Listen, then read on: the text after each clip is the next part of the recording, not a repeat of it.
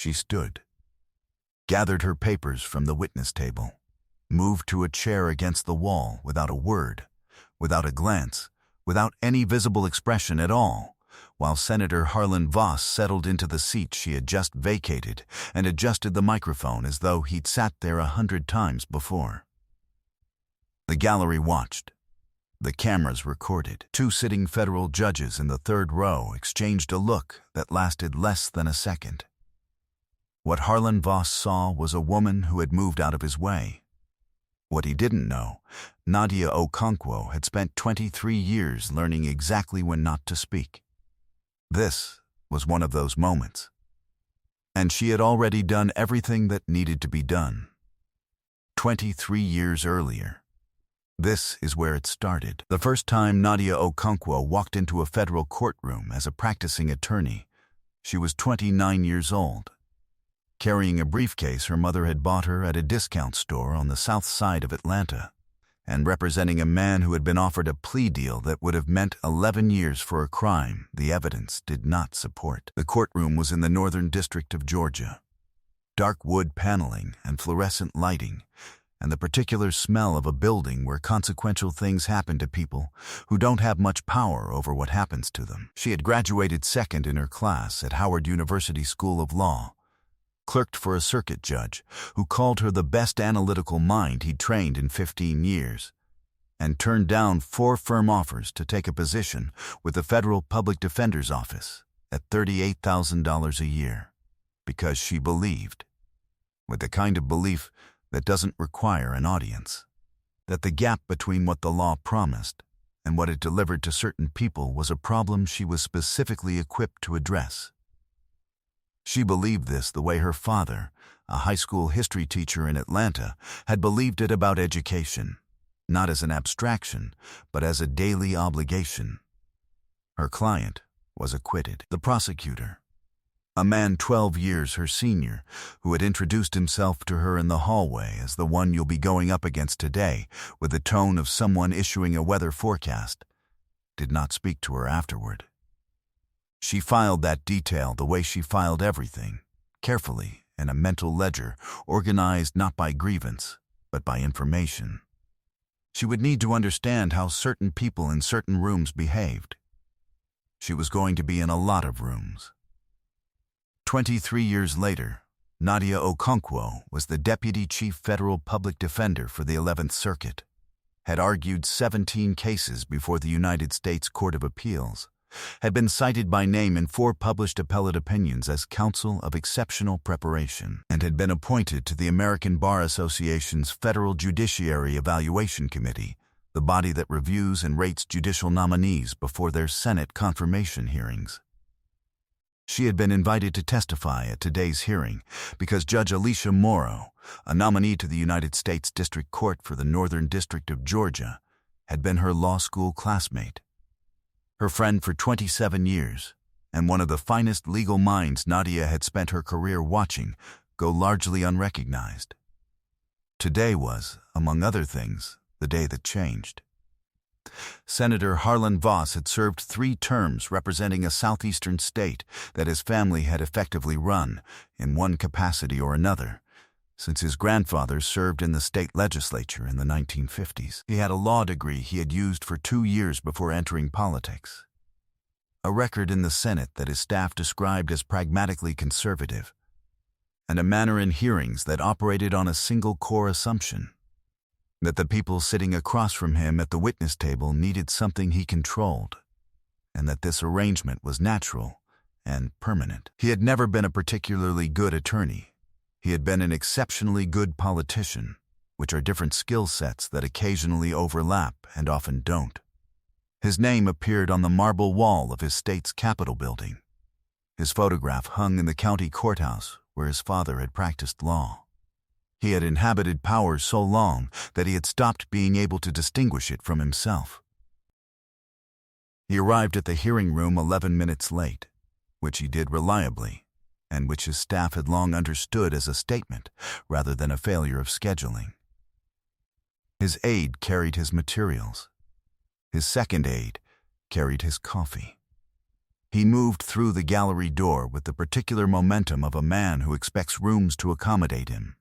And when he reached the committee dais and found his assigned seat occupied by another senator's water glass, he simply continued moving around the dais toward the witness table, where Nadia sat with her prepared testimony.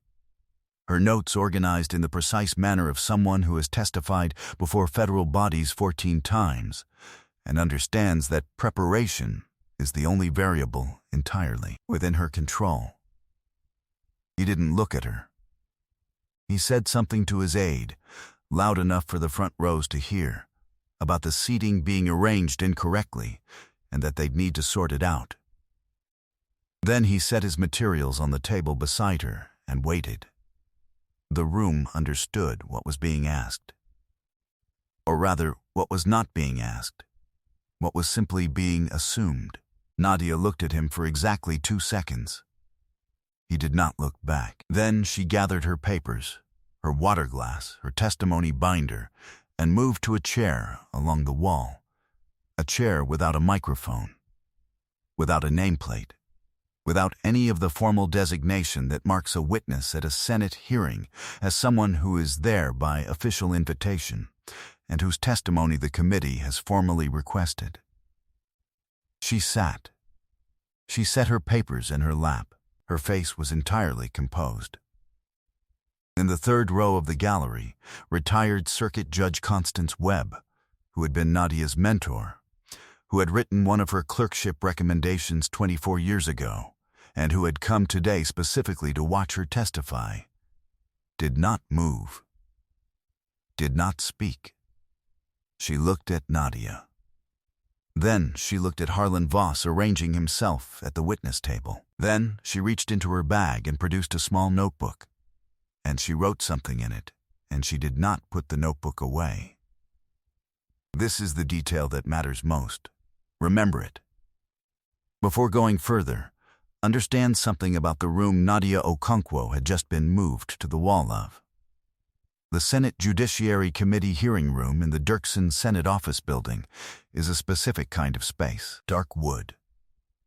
High ceilings. The committee dais elevated above the witness table in the architectural grammar of authority. The old, obvious grammar that courtrooms also speak, where the judge sits above the witness and the arrangement itself communicates something about who is accountable to whom. The gallery behind the witness table holds approximately 80 people. The cameras are fixed and recording from the moment the session opens. Everyone who testifies in that room knows they are being recorded. Everyone who behaves in that room knows they are being recorded. The formality of the space is not decoration. It is function.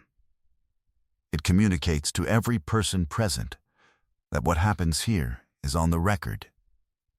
In the permanent sense, Nadia had testified in federal proceedings 31 times.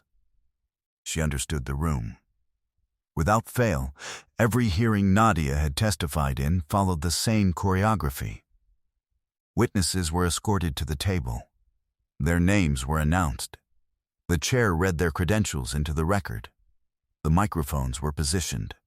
The gallery settled. The procedure existed because Senate confirmation hearings are formal legal proceedings, not casual conversations, and the procedure was how they communicated that formality to everyone in the room. The procedure was also how the room communicated to anyone watching who belonged at the table and why. What Voss had done by displacing her was not simply a matter of seating logistics. He had interrupted that procedure. In a room full of attorneys, judges, and journalists who understood federal proceedings, he had visually communicated, with the camera recording and the gallery watching, that a formally invited witness could be moved aside to make room for a sitting senator's convenience. That the credential of being Nadia Okonkwo, with her record, her appointment, and her formal invitation, was subordinate to his preference. He had communicated this without words, which is always more durable than communication with words, because silence cannot be walked back with a correction or a clarification. The committee chair, a senator from Oregon named Patricia Dahl, who had been in the room for all of it, looked at Nadia against the wall, then at Voss at the table, then at the room. She did not say anything yet. Her jaw had tightened in the specific way of someone who is processing what to do with a thing they have just witnessed. 3 rows back, a journalist from a national legal affairs publication had her phone out and was typing. But then, something changed. Not in the room. In the weeks after it. The hearing proceeded. Nadia was eventually called to a second microphone stand, a standing microphone, the kind used for overflow witnesses, and she testified from there, for 14 minutes, on Judge Morrow's judicial temperament, her analytical precision, her record in 311 cases over 12 years on the bench. She spoke without notes because she had internalized everything worth saying. She answered 4 questions from committee members with the flat, unhurried specificity of someone who has never confused being thorough with being slow. Senator Voss did not ask her a question. He was scrolling through his phone when her testimony ended. The hearing closed.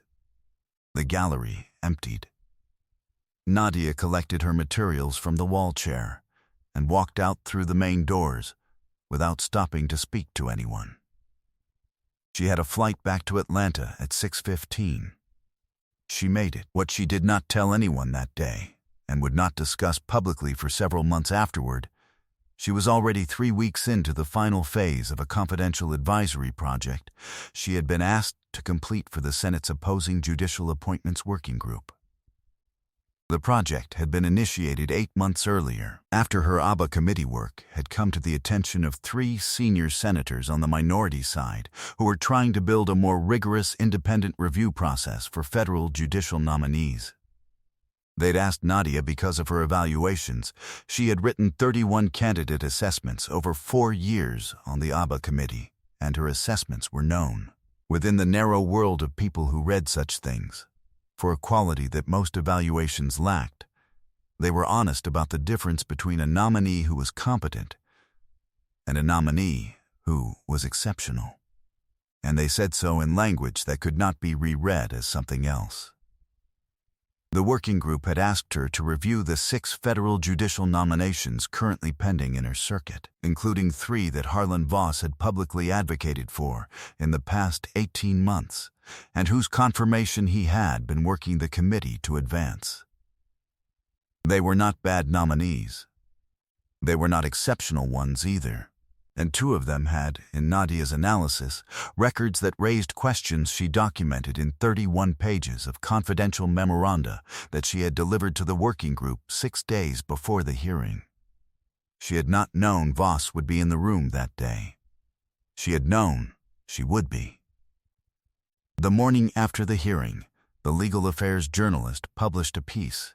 It described, with the precision of someone who had been in the gallery and taken notes, what had happened at the witness table. It named Nadia by name, named Voss by name, described her credentials in the 2nd paragraph and his behavior in the 3rd, and quoted, without attribution, a sitting federal judge who had been present, and described the scene as one of the more striking things they had witnessed at a Senate proceeding in 20 years of attending them. The piece did not editorialize. It did not need to. By afternoon, it had been shared 11,000 times within the legal community. By the following morning, it had been shared by 4 former federal judges, 2 law school deans, and the American Bar Association's official social media accounts, the last of which almost never shared individual news items, and did so here without comment, which was itself a comment. Letters arrived at the Senate Judiciary Committee, formal letters, on institutional letterhead from bar associations in 7 states. They did not demand anything. They noted what had been observed. They expressed, in the careful language of bodies that do not often express anything at all, that the behavior documented in the piece was inconsistent with the dignity owed to formally invited witnesses in Senate proceedings. By afternoon, it had been shared 11,000 times within the legal community. By the following morning, it had been shared by 4 former federal judges, 2 law school deans, and the American Bar Association's official social media accounts, the last of which almost never shared individual news items, and did so here without comment, which was itself a comment.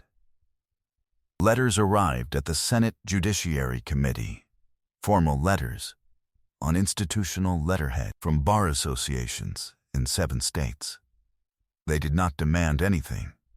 They noted what had been observed. They expressed, in the careful language of bodies that do not often express anything at all, that the behavior documented in the piece was inconsistent with the dignity owed to formally invited witnesses in Senate proceedings. The piece also noted, in a paragraph near the end, almost as a footnote, that Nadia Okonkwo had ultimately testified from a standing microphone along the wall, without a nameplate or a formal witness seat, and that her testimony had been unanimously praised by committee members from both parties as among the most substantive witness statements of the day. That paragraph was shared more than the opening paragraphs. The legal community, which runs on precise language, found the contrast between those 2 facts, the quality of what she had said and the position from which she had been forced to say it, to be a very efficient summary of something they had been watching happen for a very long time. Harlan Voss's office issued a statement that said the senator had not intended to displace anyone, and that any inconvenience to witnesses at the hearing was regretted. The statement used the word inconvenience. Within 48 hours, the word inconvenience had been quoted in 27 separate responses from attorneys, retired judges, and legal scholars, each of whom appeared to find the word specifically interesting. None of this was Nadia's doing. She had made no calls. She had issued no statement. She had not spoken to the journalist. She had simply stood up from a chair, gathered her materials, moved to the wall, and testified from a standing microphone, and the room had done the rest. Because the room had been full of people who knew exactly what they had seen, and who had the specific professional standing to say so, and who had decided to. Meanwhile, the working group received her memoranda. They read them. They circulated them to 3 committee chairs who were in a position to act on them. The 2 nominations she had raised questions about did not move forward on the timeline Voss had been advocating for. The committee chairs cited a need for additional review. No one named Nadia's memo publicly. No one needed to. One nomination was eventually confirmed, 8 months later, after a more thorough review process that addressed several of the questions she'd raised. The other was quietly withdrawn. Neither outcome appeared in any public accounting that connected it to a woman who had once sat at a Senate witness table and then moved graciously to the wall. That was the point. That was always the point. 2 years after the hearing, Nadia Okonkwo was appointed to the United States Court of Appeals for the 11th Circuit, the same court whose cases she had argued for over 2 decades. She was confirmed by a vote of 61 to 38. Harlan Voss, now in the final year of what would turn out to be his last term, a primary challenge had emerged from within his own party, backed by donors who had grown concerned about what a legal affairs newsletter had begun calling his pattern of procedural carelessness, voted against her confirmation, without speaking on the record. It was the last significant vote of his Senate career. The primary challenge succeeded. He announced he would not seek another term 3 weeks after the results came in a statement that cited a desire to spend more time with his family and pursue other opportunities, which is what statements say when the alternative is saying what actually happened. The announcement ran in the lower third of the political news cycle and was not covered in depth by any major outlet. His career had not ended in a moment. It had ended the way careers like his usually end, in a slow accumulation of small reckonings that eventually add up to an outcome no single event could be blamed for. The seat. The word inconvenience. The memo. The primary. The silence at the confirmation vote. Each one minor. Together, a record. The vote was not close. At her investiture ceremony, held in the courthouse in Atlanta where she had first walked in as a 29-year-old carrying a discount store briefcase, Nadia stood at a mahogany podium in a room of 300 people and spoke for 9 minutes. She talked about her father's classroom and what he had taught her about the relationship between patience and purpose. She talked about her client, 23 years ago, and what it had meant to win a case for someone who had expected to lose. She talked about the gap between what the law promised and what it delivered, and the obligation of everyone in the room, attorneys, judges, law clerks, every person in any position to influence how the system functioned, to take that gap seriously every single day. She did not mention the hearing. She did not mention the chair. She did not mention the wall. In the front row, retired Circuit Judge Constance Webb listened with her hands folded in her lap, and the expression of a woman who has lived long enough to watch the arc of things and knows, when she sees it, the precise moment it bends. After the ceremony, standing in the marble corridor where attorneys had paced for 80 years waiting for verdicts and appointments and the various outcomes of consequential proceedings, Judge Webb found Nadia and held both of her hands in hers. She said, "I saw you stand up from that table." Nadia said, "I know you did." Webb said, "I wrote it down." Nadia said she knew that too. There was a pause between them. The comfortable pause of two people who understand each other completely and do not require the understanding to be narrated. Webb said, "Was it hard?" Nadia thought about it for a moment. The actual moment, the gathering of papers, the 2 seconds of eye contact he hadn't returned, the walk to the wall chair, the 14 minutes of testimony from a standing microphone in a room where she had been invited to sit at the table. She said, "Not particularly." Webb asked why not. Nadia said because she had understood, for a very long time, that the rooms where things are decided are not always the rooms where you announce your position. Sometimes the room where you announce your position is the wall. Sometimes the room where things are actually decided is somewhere else entirely, in a memo, in a working group, in the formal assessment written by someone whose credential the people in power had stopped seeing because they had stopped looking. She said, "He saw a woman who moved out of his way." She said, "I saw a senator who didn't know what room he was actually in." Webb squeezed her hands once. Then she let go. Outside the courthouse, Atlanta moved in the late afternoon light, the particular gold of a southern October, the kind that makes everything look slightly more permanent than it is. Nadia Okonkwo, Circuit Judge, United States Court of Appeals for the 11th Circuit, walked down the courthouse steps in her robe, toward the car that was waiting, toward the chambers she would occupy for the rest of her career, toward the work she had always been doing and would continue to do. She did not look back at the building. She already knew what was in it.